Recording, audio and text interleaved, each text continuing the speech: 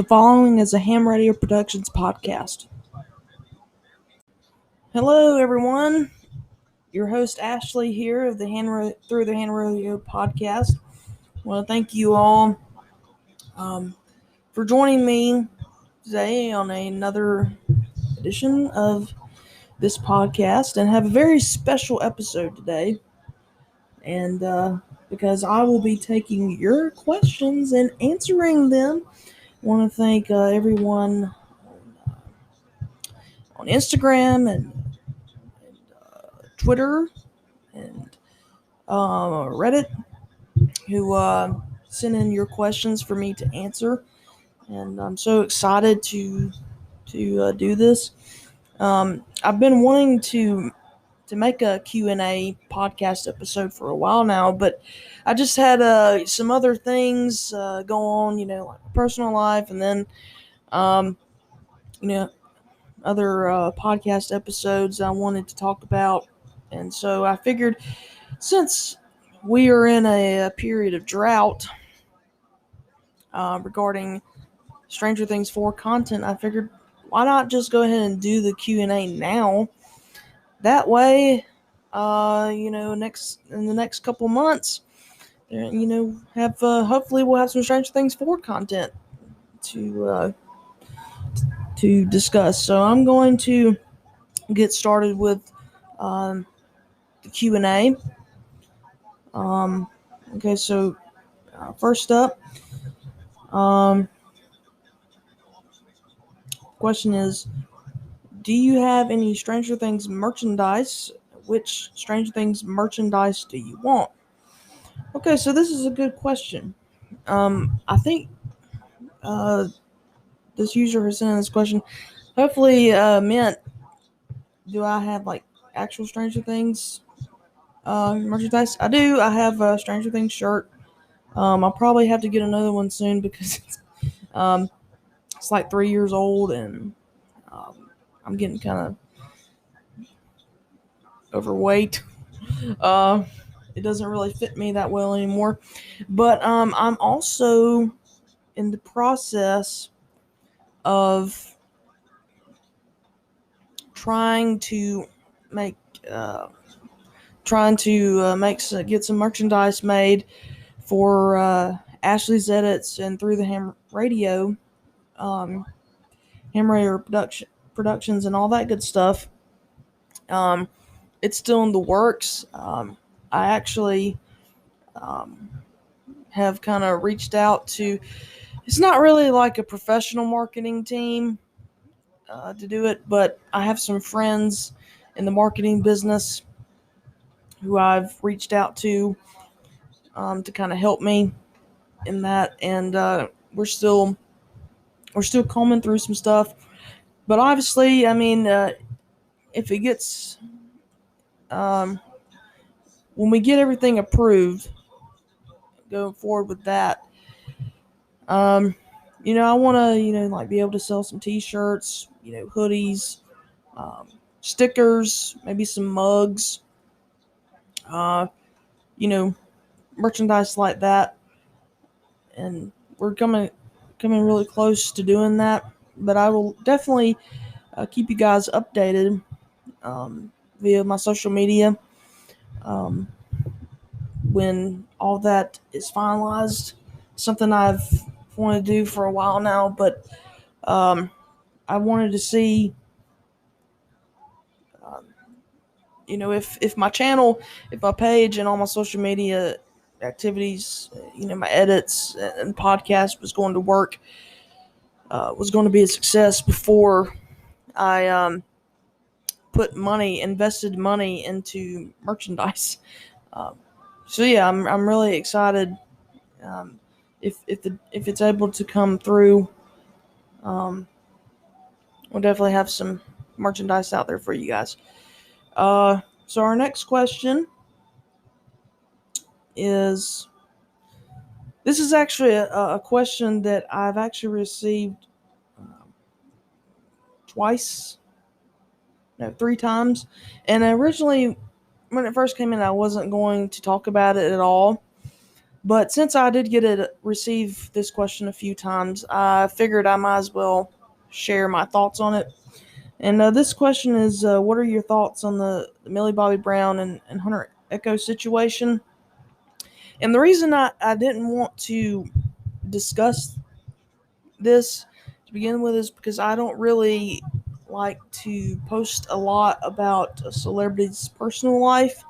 That's why on my social media accounts, rarely will you ever see me post anything about their personal lives, um, because I think it's important that we respect their privacy, as I'm sure we all would like our privacy to be respected. I mean, I like how I do like how some celebrities are willing to be open with their personal lives because I mean it does make them seem more human, and it makes us feel good to be like, oh, you know, it's Millie Bobby Brown eating dinner with her family and like something like that. But at the same time, on the other hand, um, I think it's also a good thing that those celebrities who do not do that um, keep their personal lives personal, is because I think it in the long run it could help maybe prevent something like this happening. Um, so that's why I do not post a lot about, or really anything about a celebrity's personal life. But to get to I want to be really brief with this answer because we have some more questions that I really want to talk a lot in depth about. Um, I'll just say this. I'm 23, going on 24 years old, and if I think I would probably feel a little bit different about this if I were still a teenager, because I remember being involved in a lot of celebrity craze when I was a teenager. Um, but I'm not so much that way anymore. So I'll just say this. I think number one, um, Hunter Echo should never have uh, posted those images, and certainly should have never have said um, anything in the Instagram live about anything that um, vulgar and perverse like he did. I mean, I will say that. I think that was uncalled for. I don't really know why he did that. Perhaps it could have been, uh, extortion. Maybe he was looking to, um, get some money out of her or something. And if she didn't give him what he wanted, he was gonna say those things, gonna post those things. Or it could have been he was looking for a moment of attention because, uh, I mean, I'm not on TikTok, and perhaps those of you who are know who he is, but most people don't even know who you are, bud. Okay, most people know who Millie Bobby Brown is, even if they've never watched Stranger Things. Like they know who she is, and it could have been just him wanting attention, so he was gonna be all like, "Yeah, let me tell you what happened with me and Millie Bobby Brown one time," you know, trying to be Mr. Cool or something. Um, and again, that was uncalled for. It's very inappropriate. Shouldn't have done that, especially because she's underage, and even if she were of age, still, like, why? You don't need to do that. Um, so yeah, that's um, one thing I would say about it, and then the other is if it is true that her parents um allowed this 20-year-old man, 20-year-old young man, to live under the same roof as their, at that time, underage 16-year-old daughter for almost a year, then her parents, I think, need to be held accountable um, for allowing that to happen, um, because that's too young and too much of an age difference this day and age. And her parents, if that is true, then I think her parents were also in the wrong. Um, should never have let that relationship happen. Um, and then I'll say this, the last part, which might be a little controversial, but I saw those pictures, and to be quite honest, it does look consensual, right? I mean, they're laughing, and she seems to be enjoying his company. Now, there's a lot of times just because someone's smiling in a picture doesn't mean they're smiling. There's a lot more to a picture than just meets the eye. But perhaps it was a consensual relationship. And I mean, I know in the eyes of the law, it's against the law. And, her team could bring him to court for litigation because of that, regardless of it being consensual or not. But at the same time, if it were consensual, then and they were taken to court, I mean, he could use that in court against her. And that leads me to my final point on this question is I think that's a main reason recently that her team took over her Instagram account, and I'm sure most of you know this. Deleted a bunch of pictures except for like promotional pictures, and it's now apparently managed by her management team. And I think that her team or his team could be looking to go to court over this. I do. Um, I do believe that, and I think if she were to keep those personal pictures up there, it could come back to hurt her in court because he could use that to say, to make the argument, well, look at her personal pictures that she flaunts for the whole world to see. Um, I don't really see how me being on Instagram Live talking about it is any different. I mean, it sounds crazy, I know, but he could absolutely use it, and uh, he could very well win a court case by that. And I think it's very wise of her team to maybe clean up some of her personal image in the event. Because I mean, there are some. I saw a few of her pictures, and there were some that. I mean, you could make the argument that they were a little too racy or too bold. Um, for an underage teenager to be posting for like 44 million followers to see, and you think, but hey, I know some men who are like my age and up who have seen pictures of Millie Bobby Brown, and legit thought she was a 20-something-year-old. I mean, that's no joke. And these guys, I know these guys personally, they're not creeps or anything like that, but they were like, she's in a kids show? Like, yeah, because she's like 16. And they, just can't, just couldn't believe that. I think it was like some award show. Um,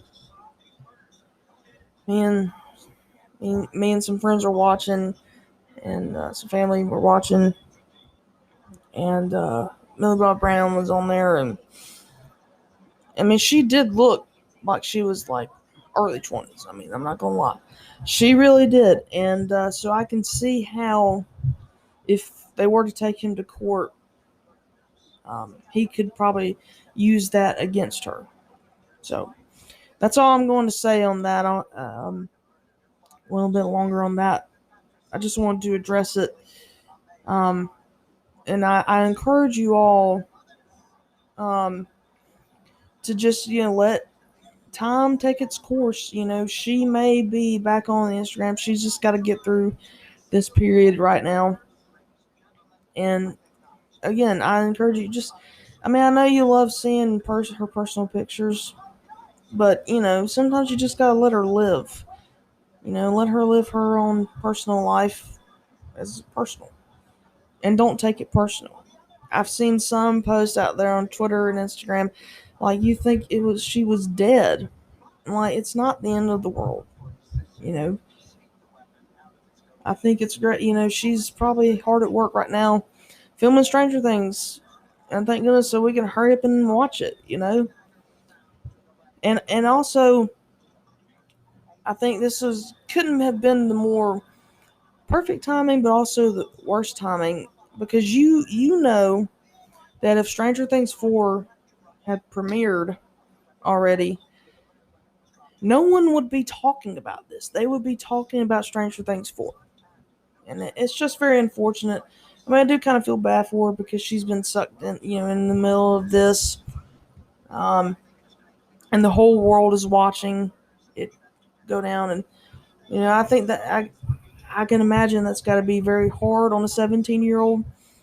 But again, we just got to let her and her team, hopefully her parents, handle this. And we as a fan base, we've got to move on. So I'm going to move on to our next question. Okay, so our next question is who's my favorite character and who's my least favorite character? Well, outside of the obvious, which would be 11, I love her character. I'm going to say, I have others, the party, I like them. I really like the addition of Robin. I think, um, I think she's going to play a huge role in Stranger Things 4. I'm really excited about that. But I would say overall, besides 11, my favorite character is Joyce. I think she just portrays. Oh, first of all, Winona Ryder. I remember watching, Heathers and Edward Scissorhands and all her famous films back in the day, and she's a really good actress. But I like Joyce. She's funny. Like, she really is. She's funny, but she's also serious when it needs to be, and um, her love for her children is just the best out of all the parents on this show. Her love for her children outdoes theirs 10 million to 1. Um, yeah, Joyce works a lot all the time to provide for her family, but she's still there for Jonathan and Will. And, when Will went missing, she immediately jumped into action to look for him. Like, she would go to the ends of the earth, literally, even to another dimension, to find him and bring her boy home. And I think of, like, Karen Wheeler, who doesn't even know where her kids, her older kids, Nancy and Mike, are. In episode 1 of season 1, Mike and the party had been playing D&D for 10 hours. And it's like you never once went down to the basement to check on them, bring them food. 10 hours is a long time. And I think she loves her children. I think Karen Wheeler loves her children. But I think, like, she and Ted have absolutely no idea what in the world's going on around them in Hawkins. Even after Dr. Brenner and those agents show up looking for 11, and they tell you, this girl's been in her house. I mean, it's like after that, they don't really pursue it anymore. And even in like season 3, Karen obviously knows that Mike has a girlfriend, but it's like she never really puts two and two together, and Joyce, I mean, people will say she's crazy, maybe, but she's very involved in her kid's life. She knows her kids' wants and her kids' needs. And she's really good. She has a nose for detective work. And, there's a vulnerability to Joyce that is tapped into all the time. But she never relents when it comes to her loved ones. And I don't really like that. That's why Joyce is one of my favorite characters. Now, my least favorite, I'm not really crazy about Erica. Sometimes she can be kind of annoying to me. I'm looking forward to her in season 4, but I do like the comic relief that she brings to the show. But sometimes I just wish she was less bratty, and I think she has a lot to offer to the show. But yeah, she's probably one of my least favorites. And also 8 or Callie. Again, because I think she's a bad influence on 11, and we only got to see her for like really one episode. And I don't know where in the world Stranger Things was thinking to take that character, except to the dirt, because yeah, I mean she's probably my least favorite character. So that's my favorite character and my least favorite character. I don't know what season 4 could bring. I mean, it could change, but as of now, and Dr. Brenner is too. But as far as who's been in the show very long, it's probably Erica and Callie. So. Okay, so moving on to our next question. What are your predictions for season 4? Well, I think a lot of things are going to happen this season that I think are really going to surprise us. I think, obviously, we're going to see Hopper in the Russian prison. I think he's going to try to escape.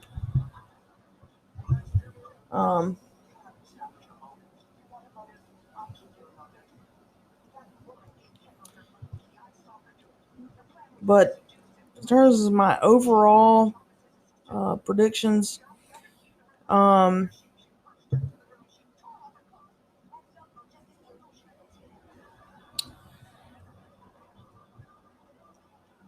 think that the Hellfire Club and the Satanic Panic of the 80s will play a huge role this season. I think it'll be the theme of this season.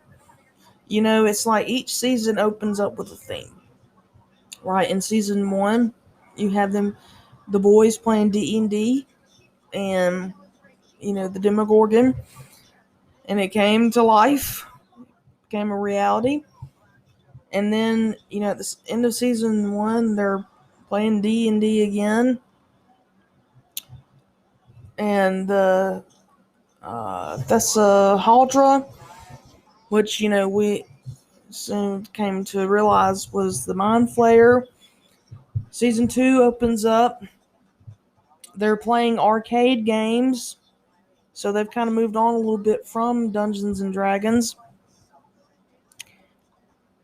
And Ghostbusters, because it's Halloween. And then season 3, they're not playing Dungeons and Dragons or arcade games. They're now sucking face with their girlfriends, And it's the summer of love and change.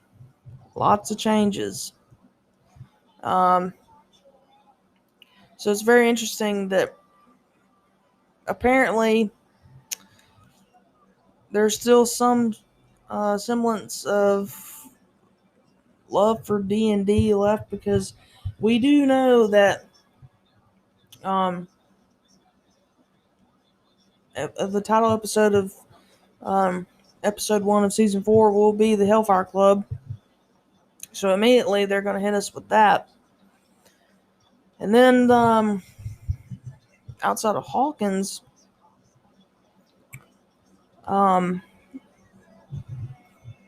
think we'll see. Obviously we're going to see Joyce and Will and Jonathan and Eleven wherever they move to. I think we'll see how all of them, all of the young cast,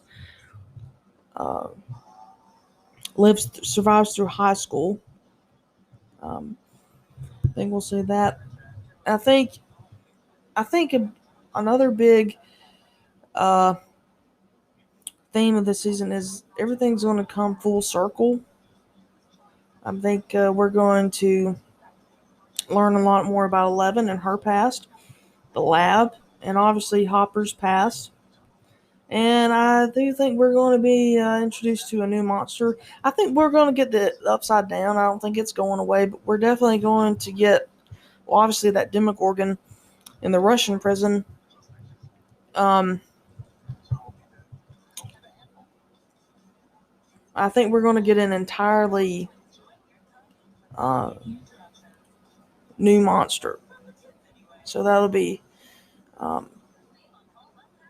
really fun to see. I think at the end of the day, too, we're gonna end up with a season that ends on a cliffhanger again. Gives us more questions and answers, just like these set picks. And I think those are my predictions for season 4 as of now.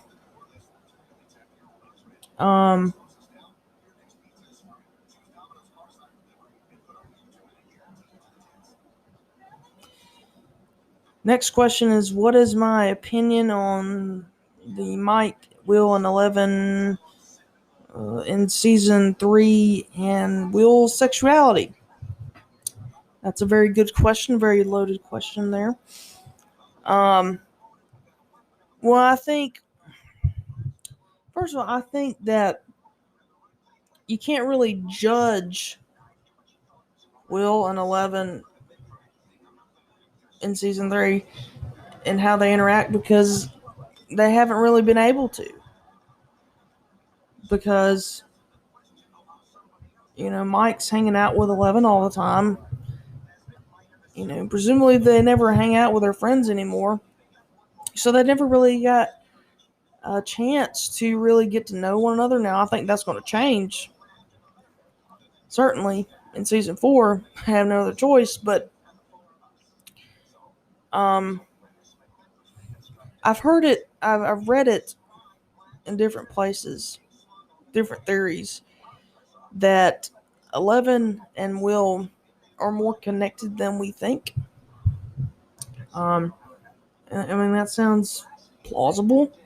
Um, and I think they obviously, or she knows him from somewhere in the past. And I say that because in season one, she looks at that picture of Will in Mike's room and she knows him. And it's kind of odd because after, 11 opened the gate, the Demogorgon, in that time, um, we think that's when he's unleashed. We don't really know how long he's out and about until he finds Will. Will's taken, and then after that is when we get our first glimpse of 11. And I think they're going to address this in season 4. I hope they do, to fill in this gap. So you could assume that perhaps after 11 opened the gate, the Demogorgon was released. Brenner, being Brenner, wanted to see how this thing would react in public. And maybe at the lab they had pictures of the Hawkins residents, stumbled upon this boy who lived out near the power plant, and maybe 11 was able to control that Demogorgon with her mind, and she was told, to make that Demogorgon take Will or something. But obviously, she's seen him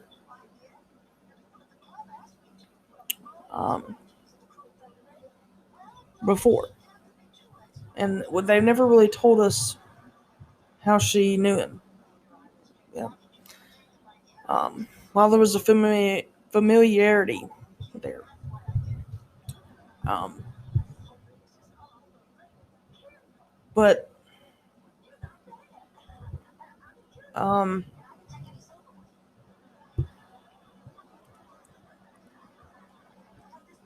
I think if Will, they could have gotten to know each other a little bit better, they could have been friends in season 3. But now on to his sexuality. I mean, he could be gay. I don't know. I've rewatched that scene several times, a lot of times. And to me, it really seems like Mike in that moment is not saying you don't like girls like in a sexual way, as in he likes boys. I think he just means that he knows that Will just isn't interested in dating.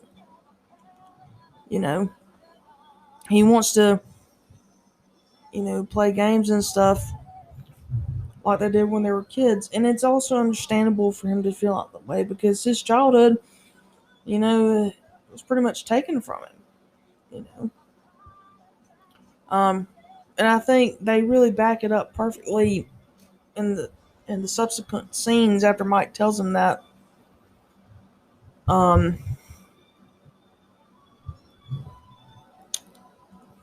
Is when he's in Castle Byers in the rain and he's looking through all the photographs of him and his friends and when they were kids and all the good times they had, and he's finally realized, okay, things have changed, everyone's grown up now, and I have to accept that and move on. And that's when he destroys Castle Byers because he knows, I gotta move on from that. So that's until they reveal that he is gay. I mean, that's my stance on it. His sexuality, and to be honest with you, I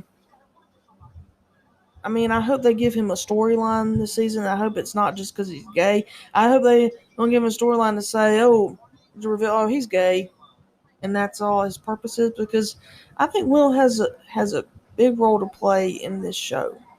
But they just gotta give him a storyline, give him something to do that's meaningful, and I think they will um, in this season. So there's my take on that.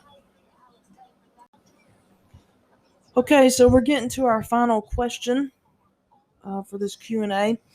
And I wanted to save this one for last because it's a really good question that it gets asked all the time on Reddit, on social media by Stranger Things fans, and it is, who do you think dies this season? And there's so many possibilities um, for who could die this season. Um, I think obviously we're gonna have some of these new characters that are gonna die. I think Jason and the cheerleader, I think her name is Chrissy. I think they'll die. Um,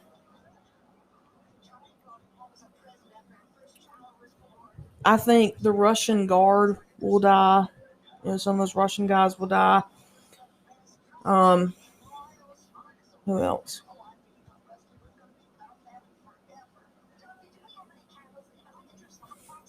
I think Victor Krill dies,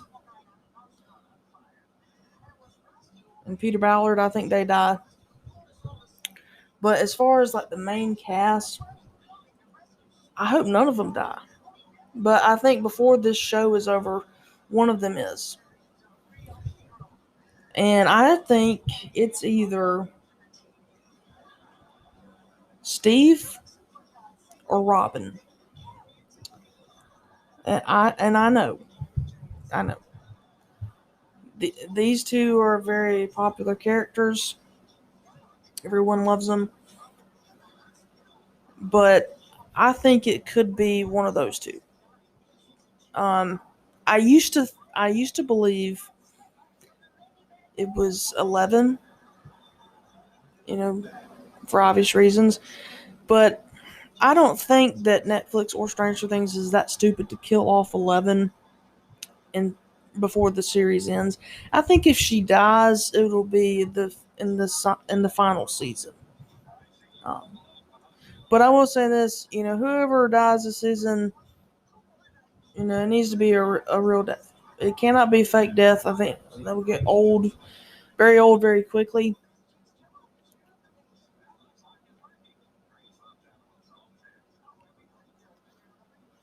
But um,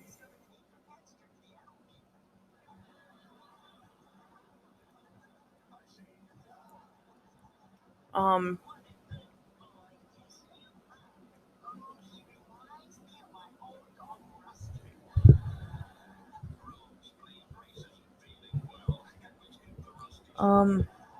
but yeah, I think the one of those two will die. If major main cast member dies, it'll probably be one of those two. Um, or maybe Nancy, but I don't know. And just for a record, I used to believe that Netflix would not kill children. Um, but after watching Fear Street, it's really changed my opinion drastically. So I think that certainly they are more than capable now of killing someone off, and it also you know helps to back that up.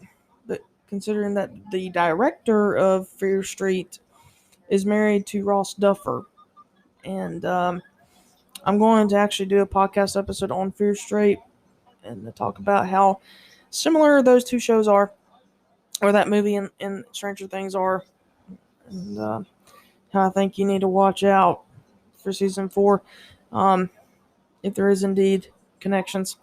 Uh, but yeah, that's who I think will die. Now, I've also believe I don't.